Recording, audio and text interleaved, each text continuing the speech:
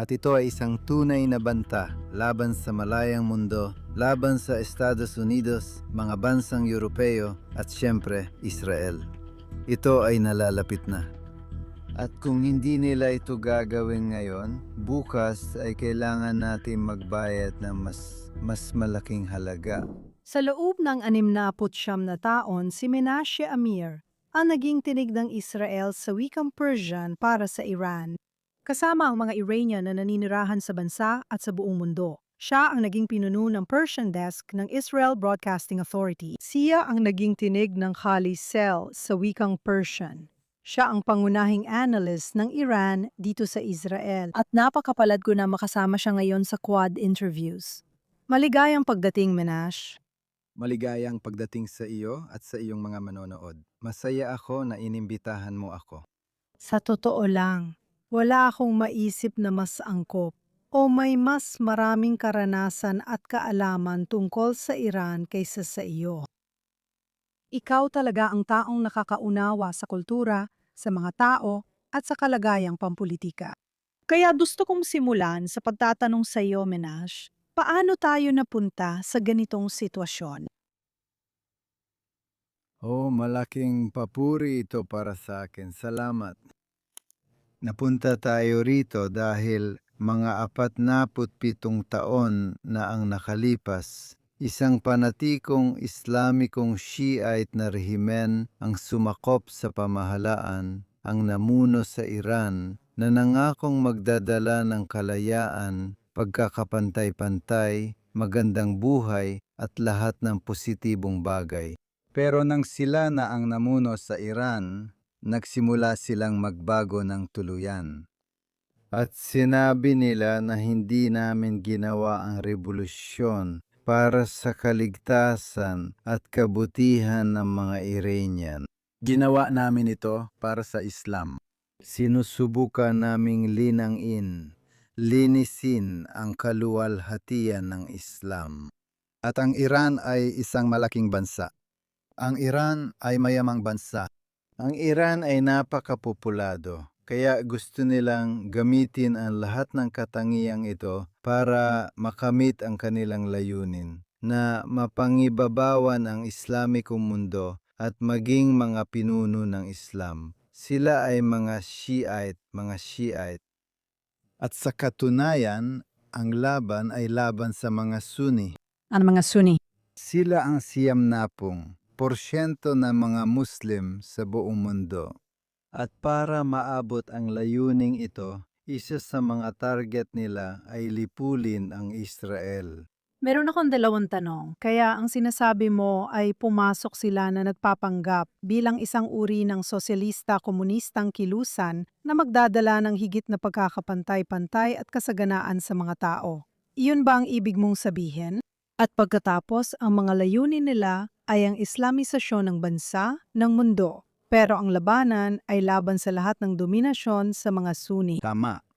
Una nilang layunin ay sakupin ang Iran, pagkatapos ay sakupin ang mga bansang Shiite sa riyon tulad ng Iraq at Lebanon, at pagkatapos ay lipulin ang Israel at sakupin ang lahat ng mga riyong ito, ang gitnang silangan at pagkatapos pa. Upang pumunta at labanan ang iba pang mga bansang Muslim at pabagsakin ang kasalukuyang kalagayan at maging mga pinuno ng mundong Islamiko. Gaano sila naging matagumpay, Menashe? Sila ay bangkarote, lubos na bangkarote. Pero gumana ang kanilang plano, ang kanilang estratehiya. Hindi naman, paliwanag ko sa iyo. Para maabot ang kanilang layunin, sinimulan at itinatag nila ang Hezbollah sa Lebanon at ang mga Houthi sa Yemen. At nakipagtulungan sila kay Bashar Assad sa Syria upang maagaw ang pamahalaan ng Syria at atakihin ang Israel mula sa lahat ng anggulo. At sinusubukan nilang maagaw ang pamahalaan sa Iraq at pabagsakin ang rehimen sa Bahrain at iba pang mga bansa. Ngayon, pagkatapos ng 12 araw na digmaan, tingnan mo na wala na lahat ng kanilang Anumang meron sila, lahat ng kanilang mga ari-arian. Nakikita mo kung anong kalagayan ng Hezbollah, ng mga Houthis, at nawala sa kanila ang Syria. At ang gobyerno ng Iraq at ng Estados Unidos at pati na rin ng Israel ay lumalaban sa mga ekstremistang Shiite na grupo sa loob ng Iraq. At sa loob ng Iran, sa tingin ko, hindi bababa sa 70% ng mga Iranian ay laban sa rehimeng ito. Gusto nilang bumalik sa maharlikang rehimen ng Pahlavi. At upang itigil ang pakikipaglaban sa ibang mga bansa at magkaroon ng magandang relasyon sa lahat, lalo na sa Israel, at magkaroon ng tunay na demokrasya. Wala silang alinman sa mga ito. Siyempre hindi. Pero Menashe, alam mo, sa Amerika ngayon at sa ilang bahagi ng Europa, may debate kung bakit umatake ang Israel at Amerika at kung bakit sila umatake ngayon.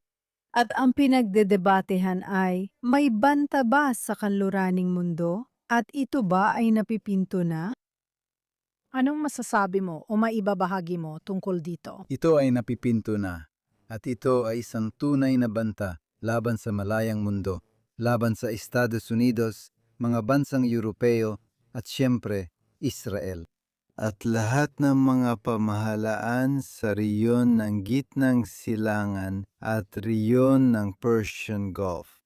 Ito ay isang napipintong panganib dahil sinusubukan nilang makabuo ng bombang nuklear. Nasa 1 o 2 linggo na lang sila para magawa ang kanilang unang bomba. Mayroon silang mga long-range missile, 2,000 kilometro, 4,000 kilometro.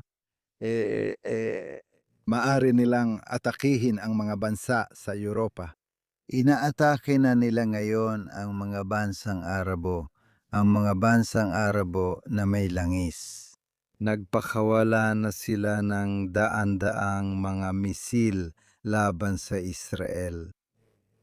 Ang Hamas na sinusuportahan ng Iran ay umatake sa Israel sa loob ng 2 taon at kalahati. Kaya ito ay isang napipintong panganib. Pero pasensya na, hindi yun naunawaan ng mga bansang Europeo. Hindi nila yun naintindihan. Hindi nila alam na kung makakagawa ang mga Iranian ng missile na kayang abutin at atakihin ang Israel, kaya rin nilang gumawa ng missile na pwedeng umatake sa London, Paris, Madrid, Berlin at iba pang mga kabisera. Pero siguro inisip nila, Menashe, na ang containment ang tamang estratehiya laban sa kanila kaysa sumabak agad sa digmaan. Hindi, sinubukan na nila ang containment sa loob ng ilang taon. Mga dekada. Mahigit 1 dekada na. Hindi ito nakakatulong dahil mayroon silang napakaseryosong ekstremistang reliyosong ideolohiya. Gusto nilang sakupin. Wala silang pakialam sa presyo na kailangan nilang bayaran. Wala silang pakialam sa buhay ng mga tao ng sarili nilang mamamayan. Huwag mong kalimutan na ilang buwan lang ang nakalipas. Sa loob ng 2 gabi, pumatay sila ng 36,000 mamamayang Iranian na ang tanging layunin lang nila ay magprotesta laban sa pulisiya ng gobyerno. Wala silang kahit ano. Hindi mahalaga sa kanila ang buhay ng mga tao ni Katiting. Kaya isipin mo na lang, kung may bombang nuklear sila, gagamitin nila ito laban sa Israel at sa iba pang mga bansa sa gitnang silangan ng walang pakialam.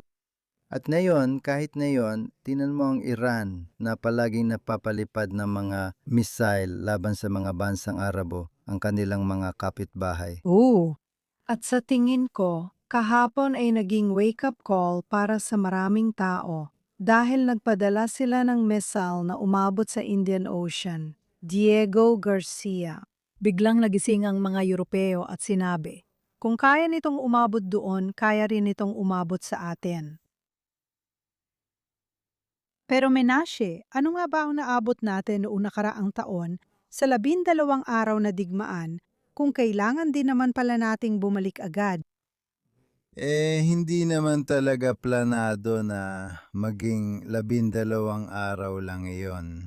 May maayos na plano ang Israel na gawin ito hakbang-hakbang. Maaring umabot ito ng 24 na araw, hindi lang 12. Kaya hindi pa natapos ang mga layunin ng Israel na utusan ni Pangulong Trump ang Israel na tumigil, magpatupad ng tigil putukan at huwag nang umatake pa. At pagkatapos ng ilang buwan, napagtanto rin ni Trump na hindi pa tapos ang gawain at kailangan nila itong gawin muli. Malapit na itong mangyari. At kung hindi nila ito gagawin ngayon, bukas ay kailangan nating magbayad ng mas mabigat na kapalit. Palagi kong sinasabi sa mga taong nag-interview sa akin na sa totoo lang, ang ginagawa natin ay iniiwasan natin ang susunod na pandaigdigang digmaan sa pamamagitan ng pag-aalis ng banta ngayon. Ganun ang ginagawa natin, sinusubukan nating alisin ang banta ng isa pang pandaigdigang digmaan. Tama. Tama, tulad ng sinabi ko sa iyo, kung maghihintay pa tayo ng sabihin na nating isa pang taon, magkakaroon na ng nuclear bomb ang Iran. Magkakaroon na ng long-range missiles ang Iran na aabot hanggang silangang baybayin ng Estados Unidos. At naging mas delikado ito hindi lang para sa mga bansa sa gitnang silangan, kundi pati na rin sa Europa at maging sa Estados Unidos. Menashe, naalala ko nung nag-usap tayo ilang buwan na ang nakakaraan. Bago ang pag-atake ng Israel at Amerika, tinanong kita kung kailan ba pumatay ang Iran, ang Islamic Republic, ng ganoon karaming tao. Tinanong kita, ano ang mangyayari? At binigyan mo talaga ako ng napakatamang pagsusuri kung ano ang mangyayari. Sinabi mo sa akin, magkakaroon ng negosasyon sa pagitan ng mga Amerikano at ng Islamic Republic. Maiintindihan ng mga Amerikano matapos ang ilang linggo na di sila seryoso. At baka kailanganin ng Israel na umatake muna. Kaya halos 100% tama ang iyong pagtatasa. Sama-sama tayong umatake. Ikinatuwa mo ba na mabilis nagdesisyon ng Estados Unidos? Hindi, syempre hindi. Pagkatapos ng 12 araw na digmaan na para kay Trump, ayon sa kanya, isang malaking tagumpay. At napagtanto niya na ang tagumpay na ito ay hindi pa tapos. Kaya naunawaan niya ang mga layunin ng mga Israeli at ang mga Israeli ay nagpaliwanag sa kanya na wala nang ibang paraan, kundi bawiin at salakain pabalik at wasakin ang anumang hindi pa natatapos. Isa pang bagay, napagpasyahan ng mga Israeli na ang tanging pinakamainam na paraan ay pabagsakin ang kasalukuyang rehimen sa Iran. Matagal bago dumating din ang Estados Unidos sa parehong konklusyon. Ngayon, ang dalawang bansa nagpasya na gumawa ng mga hakbang na maaring magbukas ng daan para sa pag-aalsa ng mga mamamayang Iranian at mapabagsak ang rehimen na ito. Kung hindi mapapatalsik ang rehimen, ang gitnang silangan ay magiging magpapatuloy ang bangungot at sakuna, pati na ang patayan, digmaan at pagdanak ng dugo at iba pa. At ang panganib para sa Israel at sa buong gitnang silangan, pati na rin sa Estados Unidos at sa malayang mundo. Nakikita mo na maari nilang isara ang kipot ng Hormuz. Maaring isara nila ang kipot ng Babul Mandab sa Yemen at maaari nilang wasakin ang buong mundo. Kaya sila ay napakadelikado at ang tanging solusyon ay mapatalsik sila upang maibalik ang demokrasya at kalayaan sa mga mamamayang Iranian. Ang mga Iranian ay napakapayapang mga tao. Kaya kapag bumagsak na ang ekstremistang rehimen na ito, babalik ang kapayapaan, kooperasyon, at mapayapang pakikipamuhay sa gitnang silangan. Amen. Menashe, sa nakaraang araw, nagbigay ng ultimatum si Trump sa Islamikong Republika. O buksan ang kipot ng Hormuz o sisirain namin ang mga pangunahing planta ng enerhiya sa Iran. Ano sa tingin mo ang mangyayari? Sana hindi nila sirain ang infrastruktura ng Iran. Hindi na kailangan. Hindi na kailangan. Pero maaring gawin niya yon at baka wala nang ibang pagpipilian, kundi gawin yon. Dahil kapag may digmaan, isang malupit na digmaan, kailangan mong gamitin ang lahat ng posibilidad na meron ka para mapadali ang pagtatapos ng digmaan. At upang makamit ang tagumpay sa lalong madaling panahon. Kung hindi, mas lalong lalaki at magiging mas mapanganib ang pagdanak ng dugo. Kaya ang sinasabi mo, Menashe, ay iisa lang ang lohikal na katapusan ng digmaang ito. At yun ay ang pabagsakin ang rehimen. Walang duda tungkol dyan. Walang duda tungkol dyan. Yan din ang sinasabi ng lahat ng mga leader ng Israel nitong mga nakaraang taon. At sinabi rin ito ni Netanyahu ng ilang beses ngayong buwan. At kapag nawala na ang rehimeng ito, naniniwala ako na ang mapayapang mga Iranian at ang kanilang mga kapitbahay sa riyon, lalo na ang Israel, ay magiging mabubuting kapitbahay para sa Iran. At ang kanilang kooperasyon ay magdadala ng kapayapaan at pag-unlad sa buong rehiyong ito. Noong nakaraan, ang Israel at Iran ay nagkaroon ng napakagandang kooperasyon at umaasa akong babalik ito sa lalong madaling panahon. Menashe, sandali kang nanirahan sa Iran bagong revolusyon. Kumusta dati ang ugnayan ng Iran at Israel? Mula noong 1900 at 58 nagkaroon ng buong kooperasyon ang Israel at Iran. Huwag mong kalimutan na ang Iran ay isang bansa kung saan karamihan ng tao, mga 80% o higit pa, ay mga Muslim. Kaya kinailangan nilang makipagkooperasyon sa mga bansang Arabo. Pero kalaunan, napagtanto ng hari ng Iran na ang pagkakaroon ng magandang relasyon sa Israel ay isang napakahalagang kondisyon para sa pag-unlad ng Iran sa hinaharap. Kaya mula 1900 at 58 at mas eksakto, 1900 at 60 nagsimula ang isang uri ng kooperasyon sa pagitan ng dalawang bansa sa lahat ng larangan, agrikultura, irigasyon, medisina, pati seguridad at hukbong sandatahan. At tinulungan ng Israel ang Iran nang hindi bababa sa 2 beses upang maipagtanggol nito ang sarili laban sa mga pag-atake ng mga bansang Arabo. At napakahalaga nito. At umaasa ako na kapag napatalsik na ang rehimeng ito at muling nakuha ng mga Iranian ang kanilang kalayaan, babalik ang magandang relasyon sa pagitan ng dalawang bansa, Israel at Iran. Hindi lang ang Israel at Iran, kundi ang Iran kasama ng lahat ng bansa sa rehiyong ito at sa buong mundo, kabilang ang Estados Unidos. Sang-ayon ako. Sa tingin ko, maaari itong maging bagong gintong panahon ng rehiyong ito. Sana nga Talagang naniniwala ako dyan. mangyayari na yan sa lalong madaling panahon. Kaya, Menasha, kausap mo ang mga Iranians sa loob at labas ng bansa buong buhay mo.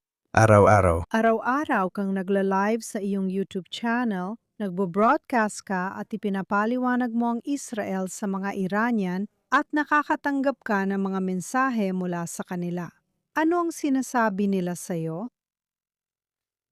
Ang mga Iranian, una sa lahat, pinupuri nila ang Israel, lalo na si Bibi Netanyahu. Naging bayani na siya doon. Bayani siya para sa mga Iranian. Isa siyang simbolo ng Israel, siyempre. At nagpapasalamat sila sa kanya. Sa katunayan, nagpapasalamat sila sa hukbong Israeli at sa Mossad at sa lahat ng organisasyong Israeli.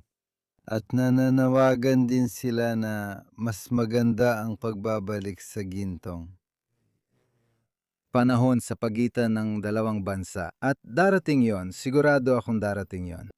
Dahil hindi likas na pamahalaan ang namumuno ngayon sa Iran. Sa totoo lang, pwede mo rin itong tawaging banyagang pananakop. Sa isang banda, sa kung ano ang umiiral doon. Isang uri ng banyagang pananakop sa kultura. Pananakop sa kultura. Oo, siyempre. At Menasha, sa tingin mo, gaano kalayo, ano sa tingin mo ang kailangan nating gawin? Para makarating tayo sa puntong kaya ng pamunuan ng mga Iranian ang kanilang bansa. Sa tingin mo ba posible ito sa lalong madaling panahon? Alam ko namang hindi ka makakapag-predict na yon dahil di natin alam ang mangyayari. Pero alam mo, marami kang karanasan. Paano mo nakikita na mangyayari ito? Sa palagay ko, base sa 21 araw na lumipas, maganda ang nagawa ng Israel. Napakaganda. Maayos ang pagkakaplano at mahusay ang pagpapatupad. Pero hindi pa natin alam kung kailan magkakaroon ng pagkakataon ang mga Iranian na magalsa. Maaring magtagal ito dahil ang gobyernong ito, una sa lahat, ay may mga ideolohikal at panrelihiyong panatikong ideya. Ibig sabihin ba nito ay handa silang magpakamatay? Hindi ba sila makatuwiran? Oo, siyempre hindi sila makatuwiran ayon sa paniniwala ng mga Shia. Kailangan mong lumaban hanggang sa huling hininga mo, hanggang sa huling patak ng dugo. At kung ikaw ay mabigo, ang langit ay handa na para tanggapin ka. Kaya ito ay isa sa mga dahilan. Ang isa pang dahilan ay na sila. Wala silang mapuntahan, wala silang paraan para iligtas ang kanilang mga buhay at makaalis papuntang ibang bansa para tumakas. Hindi sila makakapunta sa Rusya tulad ng ginawa ni Assad. Sa tingin ko, hindi sila tatanggapin ng Rusya. Siguro ilan lang sa kanila, yung mga leader, at hindi lahat, at ang China syempre hindi rin. Sila, kung susuko sila, mawawala sa kanila ang kanilang buhay, ang kanilang mga ari-arian, maaring pati ang kanilang pamilya at relihiyon. Kaya yon ang dahilan kung bakit kami. Ngayon, sa gitna ng isang napakahirap na digmaan, at kailangan nating maging matiyaga, magpatuloy sa pakikipaglaban, magplano at umasa na. Oo, muling makakamit ng Iran ang kalayaan nito. At kapag nangyari yon, muling magkakaroon ng katahimikan at kapayapaan ang buong reyon. Amen. At ayon sa iyong nalalaman mula sa mga tagaloob, nagsisimula na bang magkaroon ng bitak sa rehimen, sa pamunuan, sa basij at sa hukbo? Napakaraming antas ng mapanupil na rehimen. Nakikita mo ba ang mga bitak saan-saan? Iniiwan na ba ng mga leader ang kanilang mga pwesto? May mga hindi ideological na nagsasabing ayaw na nilang magpatuloy? May mga hinala kami pero hindi kami sigurado dahil napakahirap na yon na makakuha ng totoong balita mula sa Iran. Siyempre may bitak, siyempre meron.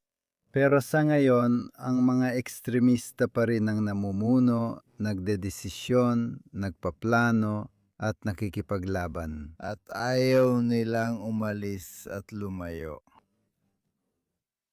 At kapag narinig mo si Pangulong Pazaksya na nagsasabing sa isang banda, ayaw naming atakihin ang mga bansa sa Gulpo, pero sa parehong umaga, inaatake ang mga bansa sa Gulpo. Anong ibig sabihin nito para sa iyo? Ibig sabihin nito ay may pagkakaiba ng pananaw sa pagitan ng mga pinunong pampulitika at ng mga revolusyonaryong gwardiya. Sa totoo lang, ang Iran ay hindi lang ngayon o pagkatapos ng pagkamatay ni Ali Khamenei pinamumunuan, kundi sa buong panahon ng kanyang liderato. Sa panahon ng pamumuno ni Ali Khamenei, ang tunay na namumuno sa Iran ay ang mga revolusyonaryong gwardiya. Sila ang nagdidikta kay Khamenei. Dahil bilang isang organisasyong militar, gusto nila ng labanan, gusto nila ng digmaan, gusto nila ng kaguluhan. At gusto nila ng malalaking budget para makagawa ng mas malalaki at mas malayong abot na mga misil. At para sakupin hindi lang ang pamahalaan ng Iran, kundi pati na rin ang lahat ng kalapit na mga bansa. Posible bang mas panatiko ang Revolutionary Guard kaysa sa mga namumunong politiko? Ibig ko sabihin, kung ang tinutukoy mo ay relihiyosong panatiko, hindi, sa tingin ko, hindi, pero sila ay panatiko. Sila ay mapanganib. Sila ang naghahanap ng laban at digmaan. At iyan ang namamayani ngayon sa Iran. At iyan din ang nagpapaliwanag sa iyo kung bakit hindi pa sila handang tapusin ang digmaan at tanggapin ang kagustuhan ng internasyonal. Mga pamahalaan at sangkatauhan sa buong mundo. At ang bagong kataas-taasang pinuno, alam ba niyang siya na yon? Puppet na ba siya ng Revolutionary Guard? May kataas-taasang pinuno ba sa Iran? Ang bagong kataas-taasang pinuno. Ibig mo bang sabihin may bagong pinuno na ang Iran? Hindi, sa tingin ko wala pa. Si Mustafa ay isang tao, nagtatago pa rin siya. Hindi natin alam kung siya ay buhay pa at kaya pa niya at nakakakilos pa siya. Siyempre, hindi. Walang leader sa Iran ngayon. Ang tunay na leader ay ang mga Revolutionary Guards at sila rin ang nakikipaglaban sa antas ng politika at sila ang nagdidikta ng kanilang kagustuhan. At sa totoo lang, gaya ng sinabi ko sa iyo, kahit noong panahon ni Ali Khamenei, ang tunay na namumuno sa Iran ay ang mga Revolutionary Guards. At ganun pa rin ngayon, kung merong Mustafa Khamenei o wala. Walang pinakaiba. Wala talagang pinagkaiba. Kaya ano ang kailangan nating gawin? Ano ang kailangan gawin ng Amerika at Israel para mapatalsik ang Revolutionary Guard o kahit papaano ay guluhin sila? Kailangan nilang magbigay ng mas maraming suporta at mas maraming oportunidad sa mga mamamayang Iranian para mapabagsak ang rehimeng ito. At marahil ang mga drone ng Israel ang namamayani ngayon, namumuno sa kalanghitan ng Iran, lalo na sa Tehran. At kailangan nilang patayin ang karamihan sa mga mapaniil na ahente ng rehimen upang bigyang daan ang mga mamamayang Iranian na mag-alsa at mapabagsak ang mga ito. Dugong 30 rehimen at ilan ba sila sino-sino? NG Revolutionary Guard. Sila ay nasa pagitan ng 800,000 hanggang 1,000,000. Pero ang gobyerno sa Iran, wala itong sapat na pera ngayon para bayaran ang kanilang sahod.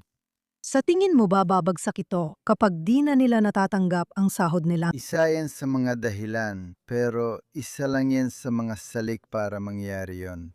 At bukod pa dyan, ang maling pamamalakad ng gobyerno sa pagtugon sa pangangailangan ng mga tao araw-araw. Wala silang dayuhang pera. At ito rin ang isa sa mga mas mahalagang dahilan kung bakit ang mga Iranian ay sa kalaunan ay mag-aalsa at itataboy ang gobyernong ito. Dahil walang pangunahing serbisyo, walang tubig, at ang pagkain ay naging sobrang mahal, hindi na makontrol ang implasyon. Mayroon pa ngayon pero baka bukas ay wala na. Dahil kung pagbantaan niyon ni Pangulong Trump, aatakihin nila ang mga infrastruktura ng Iran. Bukas, wala nang matitira at ang kaguluhan ay magpapabagsak sa rehimen. Kahit wala ang pag-aalsa ng mga Iranian, napakahirap hulaan kung ano ang maaring mangyari. Pero bukas ang lahat ng posibilidad. Na-imagine mo ba, Manashe, ilang taon na ang nakalipas, na mapupunta tayo sa ganitong sitwasyon ngayon. Inasahan mo ba ito?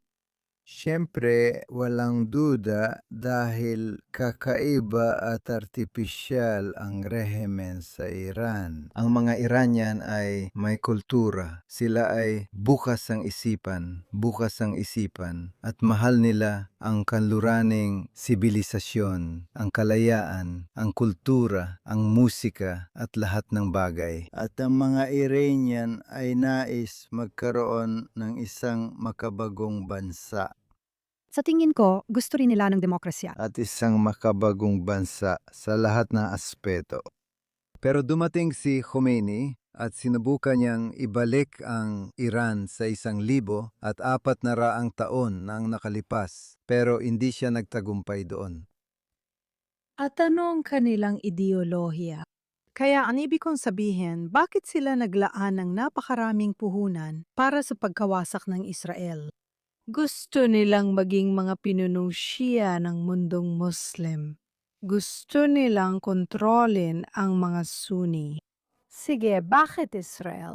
At pagkatapos, bakit Amerika? Dalawang dahilan. Una sa lahat, galit sila sa mga Hudyo. Sige, Sinasabi nila na kapag dumating na ang kanilang Mahdi, ang Mesiyas, papatayin niya ang lahat ng mga Hudyo.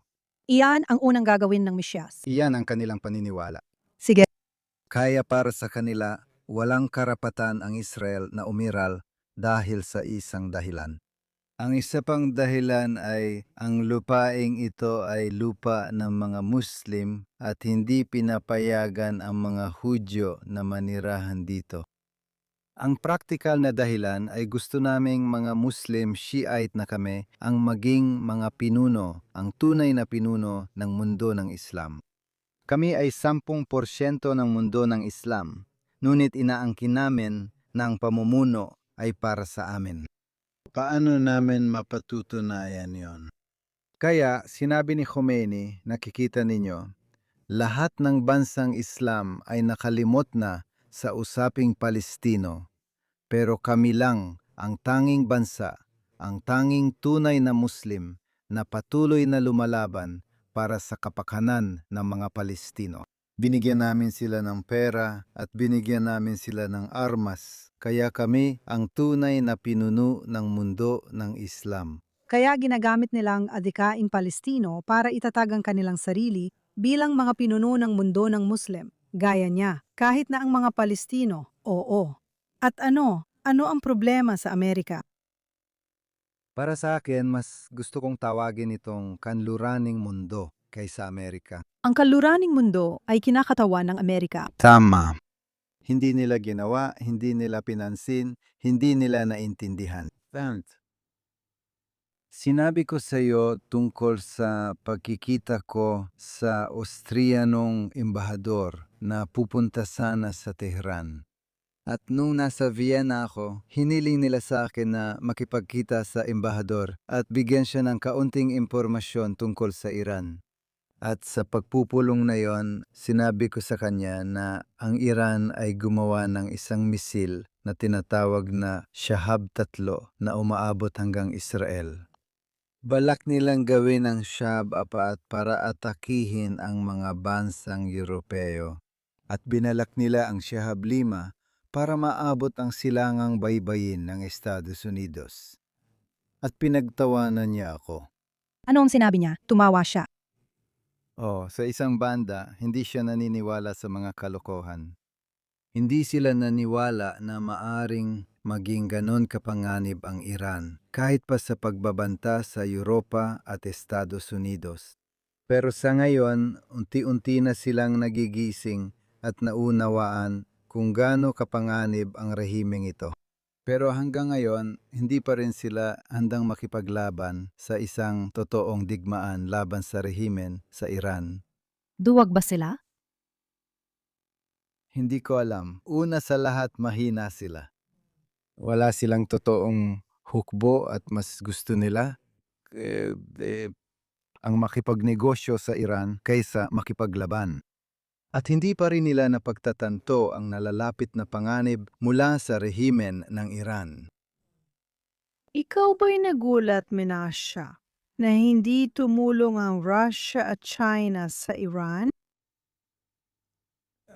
Para sa akin, napaka-natural lang nito. Dahil batay sa pagkakaalam ko sa patakaran ng Russia, gusto nilang gamitin ang lahat ng posibilidad mula sa ibang mga gobyerno para mas mapalakas, mapalaki at mapatibay pa sila. At yan ang ginawa nila sa Iran. Marami silang natanggap na tulong mula sa Iran at halos wala silang naibigay na tulong sa rehimen ng Iran. Tumutulong ang mga Iranian sa kanila sa digmaan laban sa Ukraine. Tama. At saka, ayaw din ng Russia na magkaroon ng nuclear na Iran. Ayaw rin nila nito. Siyempre. At ano naman ang dahilan ng China? Bumibili ang China ng langis nila, yung langis na pinatawan ng mga sanksyon. Ang China ay isang bansang pangnegosyo. Yun lang. Kaya gusto nilang mapakinabangan ng lahat ng posibilidad sa mga bansa sa gitnang silangan.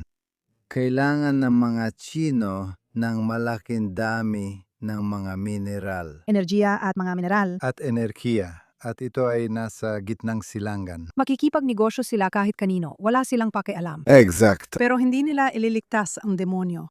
Siyempre hindi. Hindi sila kailanman makikidigma para suportahan ang Iran. Siyempre hindi. Sa tingin ko, iisa lang ang patutunguhan nito. Tanong na lang kung gaano katagal bago mangyari ito. Hindi ko alam pero sana maikli lang ito. Amen. Dahil lumalala at lumalaki na ang pagdanak ng dugo at mas nagiging mapanganib pa ito. Sobra na ang dinanas na pagdurusa ng mamamayan ng Iran.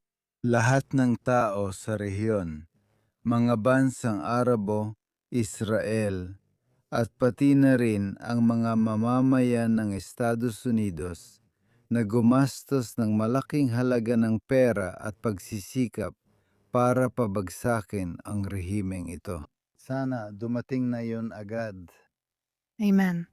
At si Minashi ay isang tao na araw-araw na nakikipag-ugnayan sa mga mamamayan ng Iran. Ano ang sinasabi mo sa kanila? Ano ang mensahe mo sa kanila araw-araw kapag nagigising ka at pumupunta ka sa iyong channel at alam mong pinapanood ka nila? Ano ang sinasabi mo sa kanila? Una sa lahat, binibigyan ko sila ng pag-asa. Pinaalalahanan ko, sila na ang Iran ay isang malaking bansa. Ang Iran ay may dakilang sibilisasyon. Ang mga Iranian ay nagdusa na sa kasaysayan at hindi sila nawawalan ng pag-asa. Hindi sila dapat panghinaan ng loob. Kailangan nilang ipagpatuloy ang kanilang pagsisikap, ang kanilang laban, at sila ay magwawagi. At ang rehimen na yon ay hindi isang normal na rehimen. Mali ang pamamalakad nila sa bansa. Sila ay nagbabanta sa ibang mga bansa. Isa silang diktadura at napatunayan na nilang hindi nila kayang mamuno at pamahalaan ng isang bansa at tugunan ang mga pangangailangan ng bayan. At nandarayas sila. Ninakaw nila ang lahat ng yaman ng bansa. Ibinibigay nila sa mga Iranian ang pinansyal na kakayahan para sa mga proxy group at iba pa. Gusto nilang magpasimula ng digmaan at isakripisyo ang dugo ng mga Iranian at iba pa. Alam na ng mga Iranian ang mga ito, siyempre, pero binibigyan sila ng pag-asa. At ang pagbibigay ng payo at pagpapaliwanag sa kanila kung ano talaga ang nangyayari sa riyon at kung ano ang maaring mangyari ay nagbibigay sa kanila ng malaking pag-asa. At ito rin ay nagbubukas ng daan para sa magandang kapitbahayan, pagkakaibigan at kooperasyon sa hinaharap sa pagitan ng Israel at Iran. Amen. Minash Amir, maraming salamat sa kahanga-hanggang trabaho na ginawa mo sa buong buhay mo. At umaasa akong makakabisita tayo sa Tehran sa lalong madaling panahon. Gusto kong sumama sa iyo. Inanyayahan ka. Salamat. Salamat. Salamat.